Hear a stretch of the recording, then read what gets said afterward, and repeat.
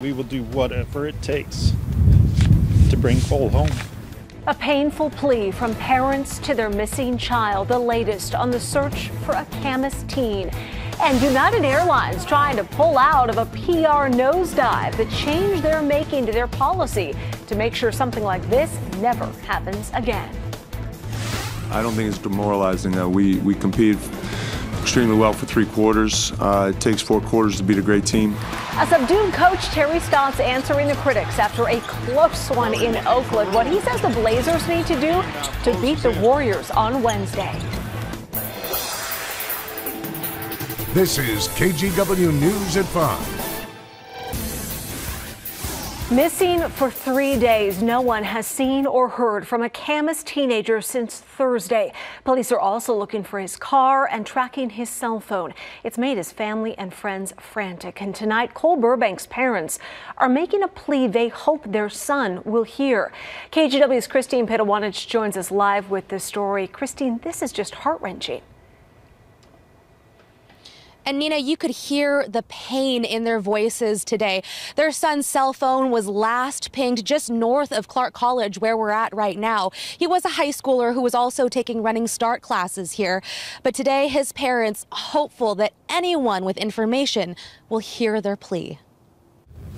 Cole, we just want to tell you that we love you very much, and we want everything to be okay. That was the message Cole Burbank's dad wanted to communicate today. His son, missing, last seen on Thursday leaving Camas High School. Please let us know you're safe. We are very worried. Through Facebook, family friends have helped organize searches. They say it's out of character for Cole to disappear like this. Anything helps, and we do appreciate all the hundreds and thousands of people that are helping. Cole was last seen wearing a black and red checkered shirt, jeans, and a blue hat. He was driving a 2010 black Honda Accord. His car is also missing. Cole's cell phone was last pinged just north of Clark College, where he also takes classes. While there have been some leads, nothing's panned out. His parents are asking people to report any tips to police. And you just never know when it might match up with somebody else's lead. So just please don't be shy and don't be afraid. We will do whatever it takes to bring Cole home. Love Mom and Dad. Love you, Cole.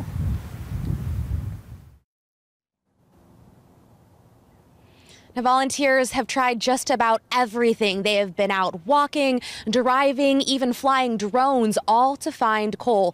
If you'd like to get involved in search party efforts, they have set up a Facebook page. You can find it on Facebook under Cole Burbank Search Party. Nina? Christine, thanks.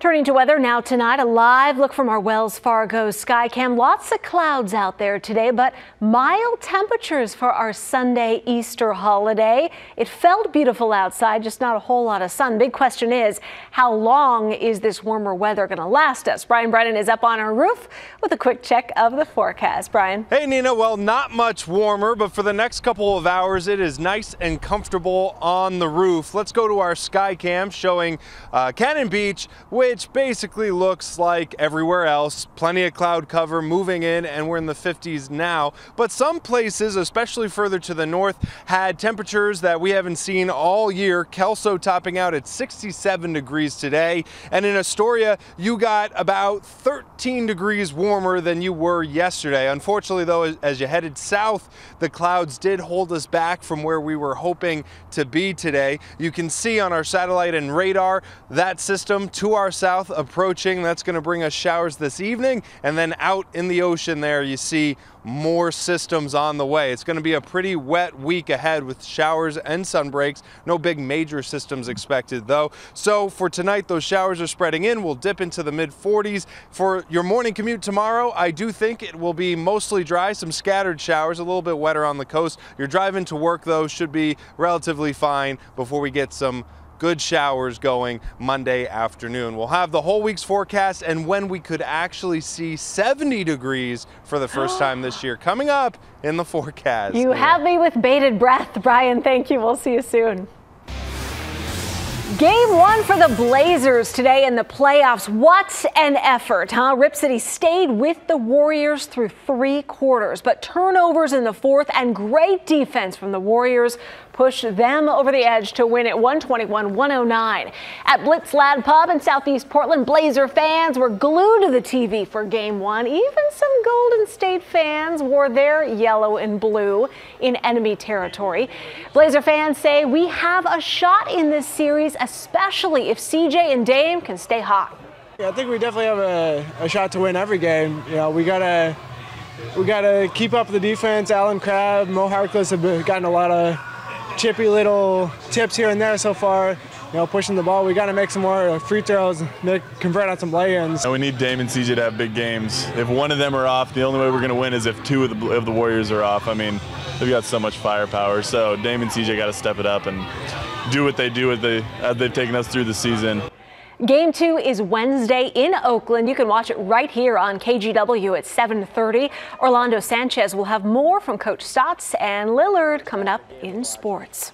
We now know the name of the man found dead near the Menlo Park Elementary School this weekend. Investigators say 38-year-old Larry Vandola was shot and killed just after 12:30 yesterday. Neighbors heard gunshots near the school's playing field entrance and found Dola. They gave him CPR, but he died at the scene. Witnesses also told police they saw 3 young black men running from the scene.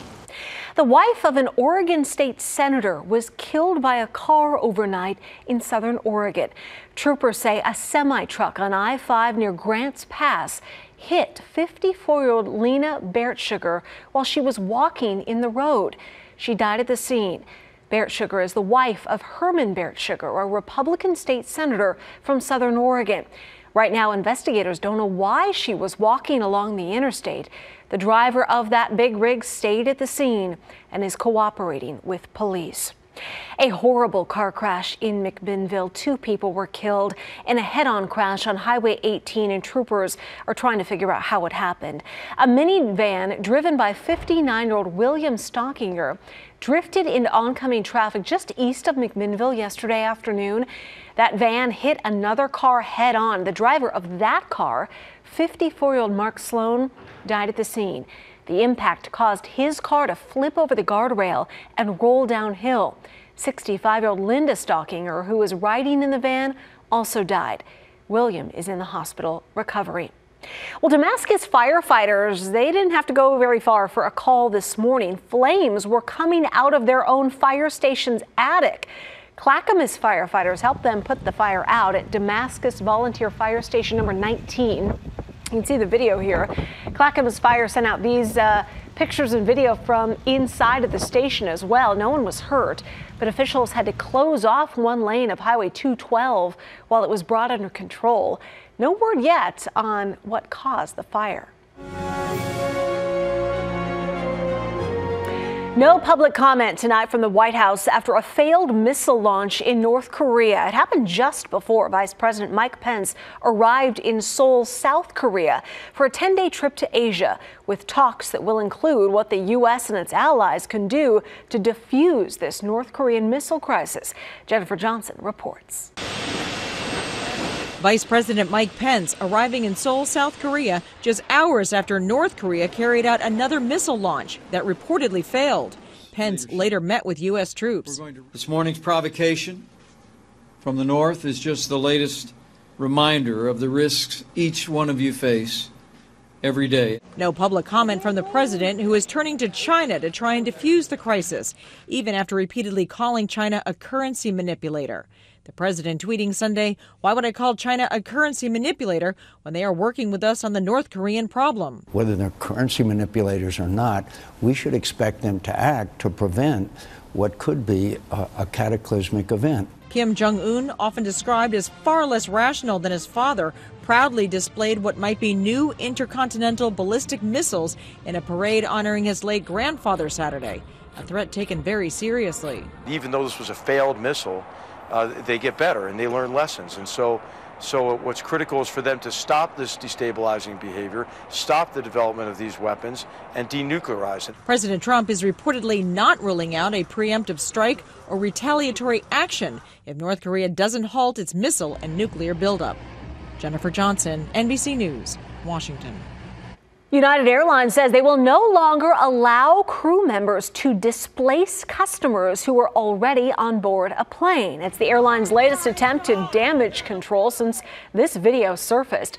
A United flight crew asked police to remove Dr. David Dow after he refused to give up his seat to make room for crew members. Well, under this new change, a crew member must make a booking at least 60 minutes prior to departure. A United spokesperson says the change is meant to ensure situations like Dow's never happen again.